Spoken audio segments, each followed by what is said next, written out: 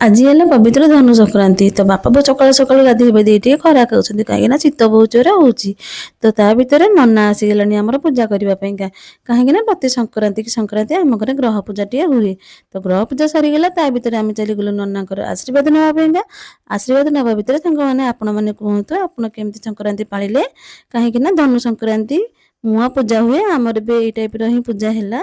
ତ ଆମ ଘରେ ପ୍ରତି ସଂକ୍ରାନ୍ତି କି ସଂକ୍ରାନ୍ତି ଆମର ହୋମ ହୁଏ। ତ ଆପଣ କେମିତି କଲେ କମେଣ୍ଟ ଦ୍ୱାରା ନିଶ୍ଚିନ୍ତ ଜଣେଇବେ। ତା ଭିତରେ ଭୋଗ ହେଇଗଲା, ଭୋଗ ଟିକେ ପାଇଦେଲି। ଭୋଗ ପାଇସାରିବା ପରେ ମୋ ଯା ଚାଲିଗଲେ ପରିବା କଟାକଟି କରିବା ପାଇଁ, କାହିଁକିନା ରୋଷେଇ ଷ୍ଟାର୍ଟ ହେଇଯିବ।